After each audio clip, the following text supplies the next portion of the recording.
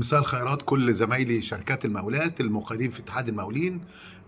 وده عدد كبير جدا. انا كنت امبارح بلغتكم ان في حلول هنحطها قدام مجلس الوزراء او مؤسسات الدوله عشان نقدر نعدي من المشكله او العثره اللي احنا فيها، وهي معلش شديده شويه، بس احنا هنعمل ايه؟ البلد بلدنا يا جماعه، ولازم كلنا نقف جنبها، ومحدش هيعمر البلد غيرنا، محدش هيطور البلد غيرنا، ومحدش هينميها غيرنا، لان دي احنا ملناش حد غيرها. عشان كده لازم دايما يا جماعه نقول الحلول. مش معقول هنعرض مشاكل مع جهات الاسناد ونقول لهم والله دي المشكله ومفيش حل. لا، لازم نوصل لحل. وانا قلت لحضراتكم ان انا بكره اقول لكم ناخد خطوه خطوه عشان ايه، ان شاء الله كده نوصل للمشاريع دي لبر الامان.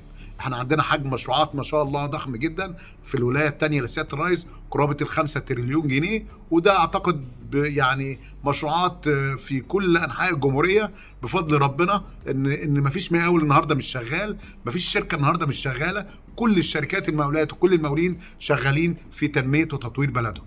اول خطوه لازم نعملها على الدكتور مصطفى مدبولي رئيس مجلس الوزراء، من فضلك لو سمحت احنا محتاجين 6 شهور او 9 شهور، من 6 ل 9 شهور على حسب طبيعه الاعمال. يعني الاعمال المدنيه بكافه انواعها مش اقل من 6 شهور، والاعمال اللي فيها مكونات مستورده من بره مش اقل من 9 شهور. اعتقد ده عشان نرجع العقد لوضعه الطبيعي، عشان نرجع العقد لوضعه التعاقدي الطبيعي، عشان نقدر نطالب بمستحقاتنا وبفروق الاسعار اللي احنا لسه هنتكلم فيها في فيديو تاني هبعته لكم، واقول لكم ازاي نطالب بفروق الاسعار والتعويضات اللي رئيس الجمهوريه اقر بقانونها واللي تم اعتمادها بالنسبه بتاعتها.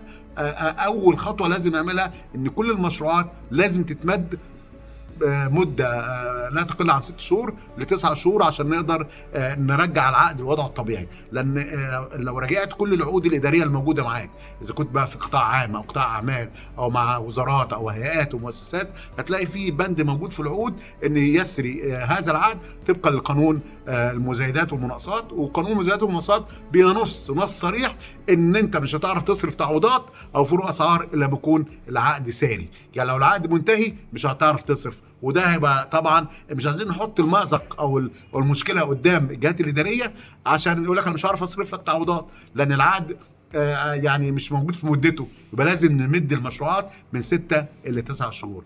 اشكركم يا جماعه.